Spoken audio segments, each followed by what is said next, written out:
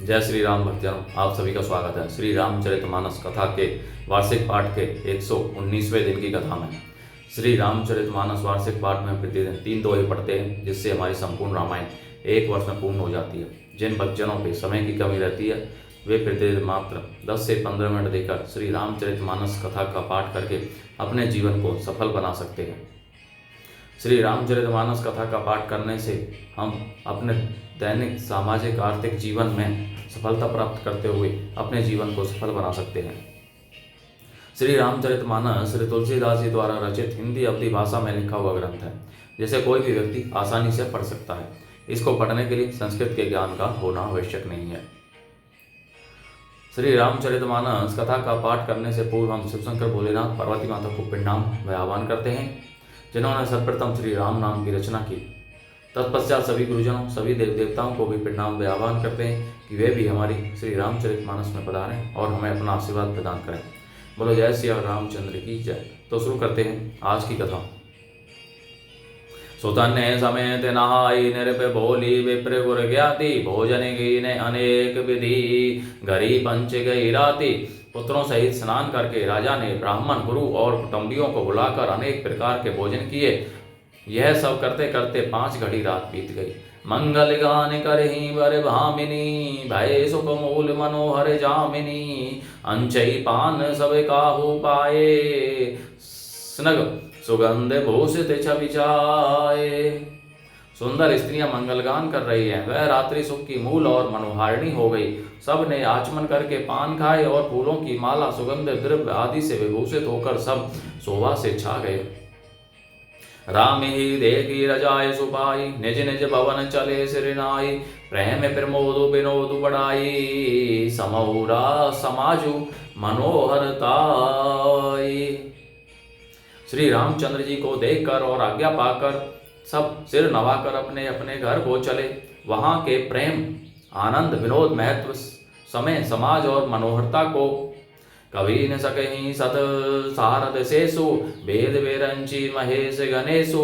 सो मैं कहूँ गवन विधि वरने, भूमि नाहु सिर धरई की धरणी। सैकड़ों सरस्वती शेष वेद ब्रह्मा महादेव जी और गणेश जी भी नहीं कह सकते, फिर भला मैं उसे किस प्रकार से बखान कर कहूँ। कहीं केंचुआ भी धरती को सिर पर ले सकता है। निरप सब भांति सब ही सनमानी, कही मृदु वचन बोलाई रानी। बधूलरी कनी पर घर आई, राखे ओ नयन पलक की नाई। राजा ने सबका सब प्रकार से सम्मान करके कोमल वचन कहकर रानियों को बुलाया और कहा, बहुएं अभी बच्ची हैं, पराए घर आई हैं।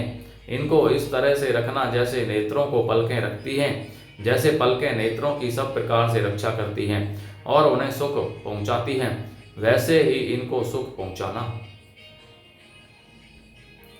लरिका श्रीमत उनीद बस शयन करावहु जाई, अस कही गे विश्राम गृह राम चरण चितुलाई। मंगल भवन मंगल हारी, द्रवौ दशरथ अजिर बिहारी। लड़के थके हुए नींद के वश हो रहे हैं, इन्हें ले जाकर शयन कराओ।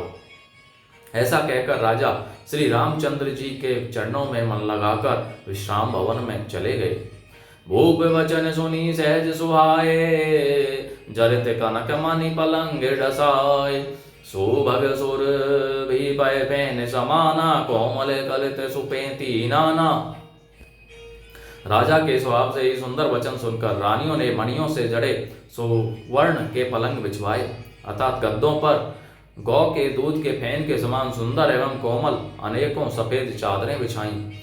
उप बरहन बर बरनिन जाही, स्नग सुगंध मणि मंदिर माही। रतन दीप सुठी चारु चंदोवा, कहतिन बनई जान जेहि जोवा। सुंदर तकियों का वर्णन नहीं किया जा सकता। मणियों के मंदिर में फूलों की मालाएं और सुगंध द्रव्य सजे हैं। सुंदर रत्नों के दीपकों और सुंदर चंदोवे की शोभा कहते नहीं बनती। जिसने उन्हें देखा हो वही जान सकता है। सेज रुचिर रची राम उठाए, प्रेम समेत पलंग पौढ़ाए। आज्ञा पुनि पुनि भाई न दीन्ही, निज निज सेज शयन तीन है कीन्ही। इस प्रकार सुंदर सैया सजाकर माताओं ने श्री रामचंद्र जी को उठाया और प्रेम सहित पलंग पर पौढ़ाया। श्री राम जी ने बार बार भाइयों को आज्ञा दी, तब वे भी अपनी अपनी सैयाओं पर सो गए। देखी श्याम मृदु मंजुल गाता, कहीं सह प्रेम बचन सब माता। मारग जात भयावनी भारी, के ही विधि तात ताड़िका मारी। श्री राम जी के सांवले सुंदर कोमल अंगों को देखकर सब माताएं प्रेम सहित वचन से कह रही हैं, हे तात, मार्ग में जाते हुए तुमने बड़ी भयावनी ताड़का राक्षसी को किस प्रकार से मारा। घोर निशाचर बिकट भट समर गने ही नहीं काहू, मारे सहित सहाय किमी खल मारी चिसुबाहु। मंगल भवन मंगल हारी, द्रवौ सुदशरथ अजय बिहारी। बड़े भयानक राक्षस जो विकट योद्धा थे और जो युद्ध में किसी को कुछ नहीं गिनते थे, उन दुष्ट मारीच और सुबाहु को सहायकों सहित तुमने कैसे मारा। मुनि प्रसाद बलि तात तुम्हारी, ईस अनेक करवट टारी। मख रखवारी करी दोहूं भाई, गुरु प्रसाद सब विद्या पाई। हे तात, मैं बलया लेती हूँ, मुनि की कृपा से ही ईश्वर ने तुम्हारी बहुत सी बलाओं को टाल दिया। दोनों भाइयों ने यज्ञ की रखवाली करके गुरु जी के प्रसाद से सबसे विद्याएं पाई। मुनि तरी लगत पग धूड़ी, कीर्ति रही भुवन भरी पूरी। कमट पीठी पवि कूट कठोरा, निरप समाज महू शिव धनु तोरा।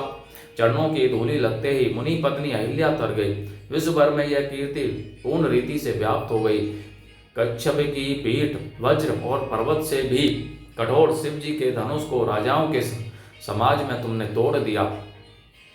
विश्व विजय जसु जान की पाई, आए भवन व्याही सब भाई। सकल अमानुष कर्म तुम्हारे, केवल कौशिक कृपा सुधारे। विश्व विजय के यश और जानकी को पाया और सब भाइयों को ब्याहकर घर आए। तुम्हारे सभी कर्म अमानुषी हैं, मनुष्य की शक्ति के बाहर हैं, जिन्हें केवल विश्वामित्र जी की कृपा ने सुधारा है, अर्थात संपन्न किया है। आजो सुफल जग जन्म हमारा, देखी तात विधु बदन तुम्हारा। जे दिन गए तुम्हारी बिनु देखे, ते बिरंची जनी पार ही लेखे। हे तात, तुम्हारा चंद्रमुख देखकर आज हमारा जगत में जन्म लेना सफल हुआ। तुमको बिना देखे जो दिन बीते हैं, उनको ब्रह्मा गिनती में न लावें, हमारी आयु में शामिल न करें।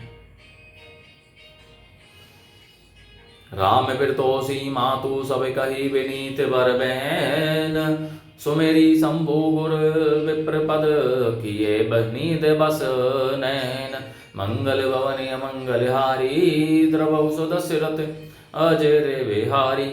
विनय भरे उत्तम वचन कहकर श्री रामचंद्र जी ने सब माताओं को संतुष्ट किया। फिर शिव जी, गुरु और ब्राह्मणों के चरणों का सिमरन कर नेत्रों को नींद के वश किया, अर्थात वे सो रहे। बोलो जय श्री रामचंद्र की जय। तो भक्तजनों, आज की कथा का विराम यहीं पर होता है। बोलो जय श्री रामचंद्र की जय। शिव शंकर भोलेनाथ, जय पार्वती माता की जय। सभी देव देवताओं, सभी गुरुजनों की जय।